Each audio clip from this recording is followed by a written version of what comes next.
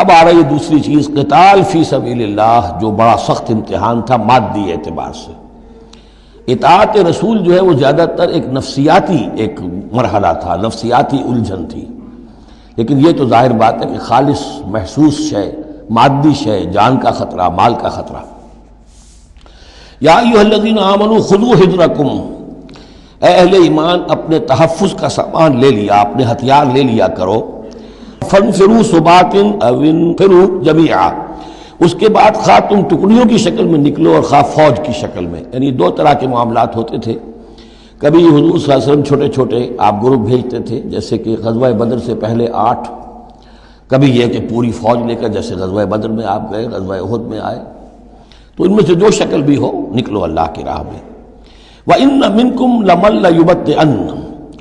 تم میں سے کچھ لوگ ایسے ہیں جو دیر لگا دیتے ہیں، تاخیر کرتے ہیں۔ حکم ہو گیا ہے، نکلنا ہے، فلاں وقت ہے، کوچ ہوگا، اب وہ اس میں ڈھیل برت رہے ہیں، ابھی تیاری ہو رہی ہے، اور پھر بہانہ بنا دیں گے کہ بس ہم تیاری کر ہی رہے تھے، اب نکلنے ہی والے تھے، اور وہ منتظر رہتے ہیں کہ کوئی فیصلہ ہو چکے، تو اس وقت پھر ہم کہیں گے کہ ہم تو نکلنے والے تھے کہ یہ فیصلہ ہمیں پہنچ گیا کہ جنگ کا تو فیصلہ ہی ہو گیا۔ فَإِنْ أَصَابَتْكُمْ مُصِیبَةٌ، پھر اگر تمہیں کوئی مصیبت پیش آ جائے، اب بہرحال مسلمانوں کو جنگ میں نکلے ہیں تو کوئی تکلیف پیش آ جائے، کوئی نقصان ہو، کوئی وقتی طور پر ہزیمت ہو جائے، قال، تو وہ کہے گا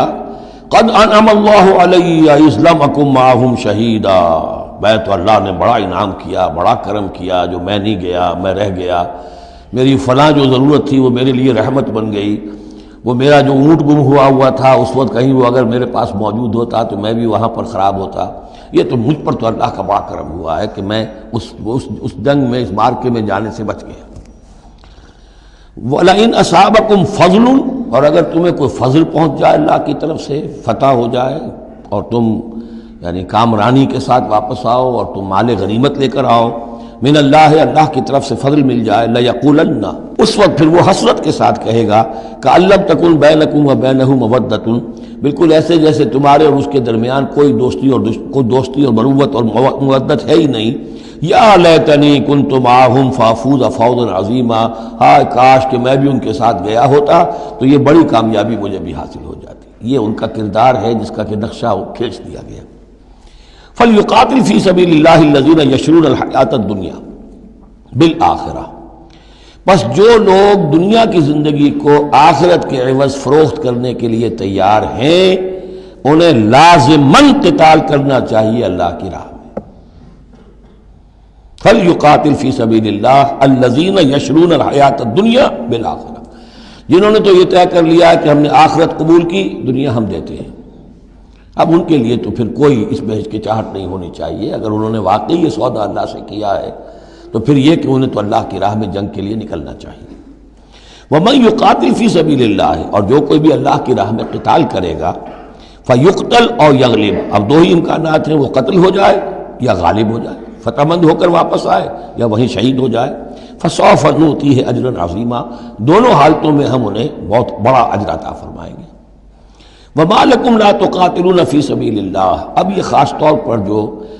خاص قتال کے لیے ترغیب دلائی جا رہی ہے وہ ایسے لوگوں کے لیے کہ جو مختلف علاقوں میں مسلمان تھے، کہ جو پھنسے ہوئے تھے، ان میں کمزور بھی تھے، ان میں خواتین بھی تھیں، بیمار بھی تھے، بوڑھے تھے، جو ایمان تو لے آئے لیکن یہ کہ وہ ہجرت کے قابل نہیں تھے، تو وہ اپنے اپنے علاقوں میں ہیں، اپنے اپنے قبائل میں ہیں، وہاں ان کے اوپر ظلم ہو رہا ہے، انہیں ستایا جا رہا ہے، انہیں مارا جا رہا ہے، پرسیکیوٹ کیا جا رہا ہے، تو خاص طور پر ان کی نصرت کے لیے نکلنا اور ان کو جان چھڑانا اور ان کو بچا کے لے کر آنا، یہ کام تو ایسا ہے کہ جس میں غیرت ایمانی کا بہت ہی شدید تقاضا ہے، اور میں تو سمجھتا ہوں کہ غیرت انسانی کا بھی تقاضا ہے۔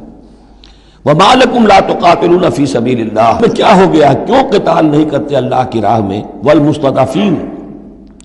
اور ان کمزور لوگوں کے لیے جو مغلوب بنا دیے گئے ہیں، من الرجال، مردوں میں سے، والنساء، اور عورتوں میں سے، والولدان، اور بچوں میں سے، الذین یقولون، جو یہ کہہ رہے ہیں، دعائیں کر رہے ہیں، ربنا اخرجنا من هذه القرية الظالم اهلها، اے ہمارے پروردگار ہمیں نکال اس بستی سے جس کے رہنے والے لوگ ظالم ہیں، واجعل لنا من لدنك وليا، اور ہمیں اپنے پاس سے کوئی ہمارا ولی، حمایتی، مددگار بنا دے، واجعل لنا من لدنك نصيرا، اور ہمارے لیے خاص اپنے فضل سے کوئی مددگار بھیج دے۔ اب ان کی جو یہ آہ و بکا ہے وہ بھی تمہیں آمادہ نہیں کر رہی کہ ان پر ظلم ہو رہا ہے، ان پر ستم ڈھائے جا رہے ہیں، اور تم جو ہے اپنے گھروں سے نکلنے کے لیے تیار نہیں ہو۔ یہ کن سے خطاب ہو رہا ہے؟ جن کے ہاں اسلام قائم ہو چکا تھا، ان سے خطاب ہو رہا ہے۔ ہم اپنے گھر میں اسلام قائم کر نہیں سکتے، یہاں پر کوئی جد و جہد نہیں کہ اسلام آ جائے، ہمارے ہاں کفر کا نظام چل رہا ہے، تو ہم تو مخاطب ہی نہیں اس کے۔ مخاطب اہل ایمان ہیں، اور اہل ایمان کا فرض کیا ہے؟ پہلے اپنے گھر کو درست کرو، پہلے اپنے ملک کے اندر اسلام قائم کرو۔ قرآن کے سوا کوئی اور قانون چل رہا ہے، من لم یحکم بما انزل اللہ فاولئک هم الکافرون ومن لم یحکم بما انزل اللہ فاولئک هم الظالمون ومن لم یحکم بما انزل اللہ فاولئک هم الفاسقون۔ ظالم، فاسق اور کافر اور مشرک تو ہم خود ہیں۔ تو یہ آیت اپنی جگہ ہے، ہر چیز کو اس کے کانٹیکسٹ کے اندر رکھنا چاہیے۔ الذین آمنوا یقاتلون فی سبیل اللہ، جو لوگ ایمان والے ہیں وہ قتال کرتے ہیں اللہ کی راہ میں۔ والذین کفروا یقاتلون فی سبیل الطاغوت، اور جو لوگ کافر ہیں وہ بھی قتال کر رہے ہیں، جنگ تو وہ بھی کر رہے ہیں۔ ابو جہل بھی تو لشکر لے کر آیا تھا، وہ طاغوت کی راہ میں قتال کر رہے ہیں۔ فقاتلوا اولیاء الشیطان، تو قتال کرو، جنگ کرو شیطان کی ساتھیوں سے، شیطان کے حمایتیوں سے، حزب الشیطان سے۔ ان کید الشیطان کان ضعیفا، یقیناً شیطان کی چال بڑی کمزور ہے، دکھائی دیتی ہے بڑی زوردار، بڑی باروب، لیکن یہ کہ اگر مرد مومن کھڑے ہو جائیں تو پھر اس کے اندر معلوم ہو جاتا ہے کہ پھس پھسی چال ہے۔